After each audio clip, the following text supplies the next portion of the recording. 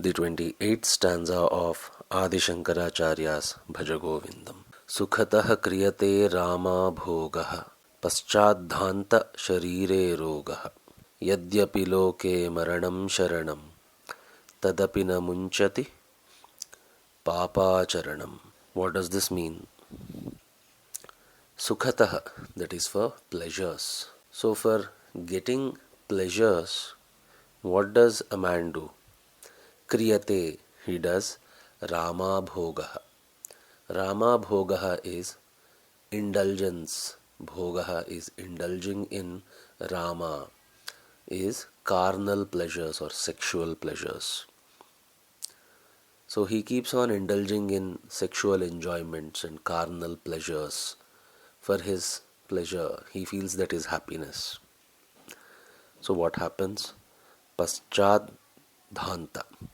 After doing all this, eventually he ends up with sharire rogaha. Rogaha is disease, sharire is to the body. Overindulgence in sexual enjoyments and carnal pleasures. Eventually he contracts a disease.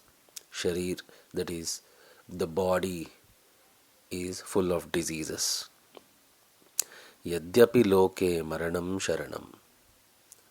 Even though in this world death is the ultimate resort. Maranam sharanam. Sharanam is resort. Maranam is death. Loke, in this world. Yadyapi, even though in this world everyone has to die. You, me, every human has. Even though the ultimate resort is death, we all of us know very well that all of us every day are heading towards death. Is it not? Every birthday you celebrate, it's nothing to celebrate. It's 1 year closer to death. Not that death is a very sad state. It is a natural state. That is a fact that everyone is heading towards death. Teenagers or adolescents, they want to grow up immediately. They think adulthood is beautiful. Teenage or adolescence has so many issues. But at old people, they are regretting why they grew old.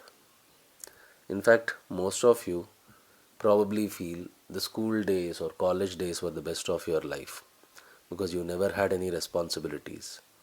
Even though as a child you thought you were burdened, but compared to today's life's burdens, the burden of studying in a school or college was nothing, is it not? Probably those were the most carefree days of our lives. So in adolescence you want to grow old. When you are old you think, why did I grow old? This body is diseased. There is pain. There is too much responsibility. There is too much hurt. As a child we were getting hurt because someone did not give us a chocolate or a toffee or a candy. That was such a small hurt compared to the kind of things happen in adulthood. So fine, a child is stupid, we can understand. As an adult, why are we stupid? Have you not realized that we cannot reverse age, we cannot reverse time? We are all heading towards death. That is only the last resort. Everyone knows it. Despite knowing that, tadapina munchati papacharanam. Tadapina, he will never surrender. Papacharanam. Papacharanam is practicing of sinful activities. You know that time is coming to an end. At least now, not commit more sins. Surrender yourself to the Lord. Bhajagovindam. Say to the Lord, time is nearing. The time of death is nearing. Telling us how we are wasting lives in indulgences. Here Adi Shankaracharya is specifically pointing out to sexual indulgences. Because man, woman, one of the major Arishat Vargas, that is the 6 obstacles towards liberation, Kama, Krodha, Lobha, Moha, Madamatsarya. The first one itself is Kama, desire. Everyone is stuck in desires. In fact, a desire to buy a house, a desire to have children, a desire to become rich, all of these are desires, but the most powerful desire is the carnal desire of sex. So many yogis and so many sadhus confess that all other desires can be gotten over. Sexual desire is the most difficult desire to get over, whether it's a man or a woman. You might feel that no, that is not a great desire.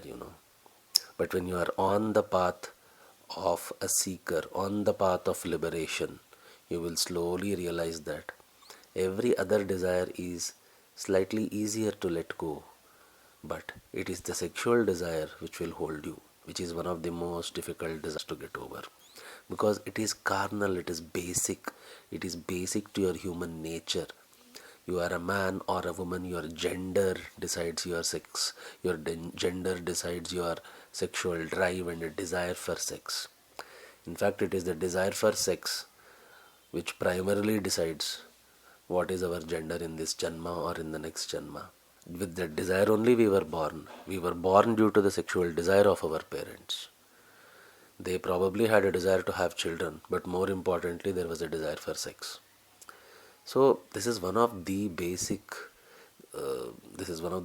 desires which decides what we are.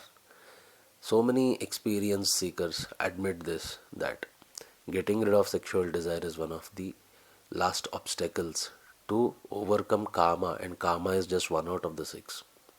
Then you have to overcome krodha, anger, moha, attachment, lobha, greed, mada, ego, matsarya, jealousy. All six you cross over, then there is moksha. Not as easy as it sounds. Try getting rid of your desires. Is it easy? So many desires, some from this life, some from the past conditionings of infinite lives. Desire to eat, desire to sleep, desire to be peaceful, desire to have progeny, children, grandchildren, desire to have comforts, desire to visit temples, pilgrimages, even desire for moksha is a desire. But most powerful is the desire for sexual pleasures and enjoyments. And the more, here it's not just about sexual desires, any desire, the more you indulge, it will take a toll on your physical body and mental body. Eventually, all mental illnesses, why do they come? Correct? They are unhappy. Correct? They are unhappy mentally. Why? Some desire has not been fulfilled. The world did not respond. That hurts us so much. It hurts our mind so much. And eventually might lead to. Same way, if the physical world does not respond to our physical desires, the physical body gets diseased. Just like the mental body gets diseased. We will end up with desires, we will end up with diseases the more you indulge. And despite knowing that everyone is heading towards death, there is no desire to surrender to the Lord. We are continuing to practice the sinful activities. Sinful is knowingly, we know that this is not something good for my physical body, for my mental body, for my karma, but still we go ahead. That is unfortunate. This is what Shankaracharya is pointing out in stanza 28 of Bhajagovindam. Until the next stanza, see you guys. Bye-bye.